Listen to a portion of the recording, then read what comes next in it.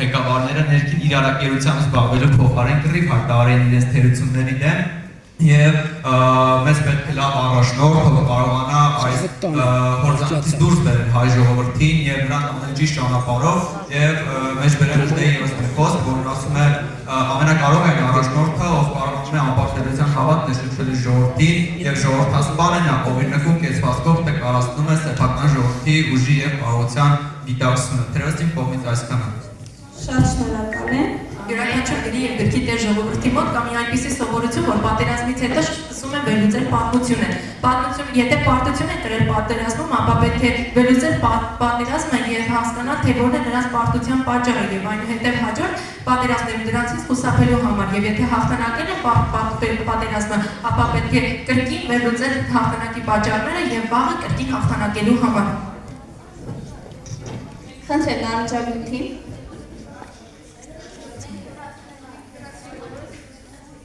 Բոլորը ուզում են խոսք ասել,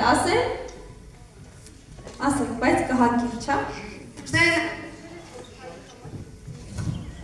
Նժդեհը նաև նշել է, որ հայ ժողովրդի համար բացարձակապես շատ մեծ նշանակություն ունի նաև առաջնորդի խնդիրը, եւ առաջնորդի ընտրության խնդիրը հայի համար գերազանցապես բարոյահայրենասիրական խնդիր է։ Այդ իսկ պատճառով մենք պետք է ընտրենք մեզ արժանի առաջնորդ, ով պետք է տանի հայ ժողովրդի ինքնությունը եւ ճակատագիրը իր հետ։ Պետք է հանենք մեր մեջից նախանձն ու չվախենանք մահից։ Եվ վերջապես պետք է կարողանանք մեր մեջ հաղթահարել այն արգելքները, որոնք խոչընդոտում են իրականացնել մեր ցանկացած ամեն ինչ եւ խոչընդոտում են առհասարակ իրատեսորեն բացահայտել մեր ներքին էությունը։ Առաջինը պետք է սկսենք հենց մեր մտավորականություններից, քանի որ ամեն ինչ կախված է մտավորականությունից եւ եթե մեր մտավորականությունը մեր ազգին համարի տկար, ապա ազգը ամբողջությամբ իրեն սկսում է համարել տկար եւ պետք է այնպես եւ պետք է կարողանանք մեր մեջից հանել տկարությունը եւ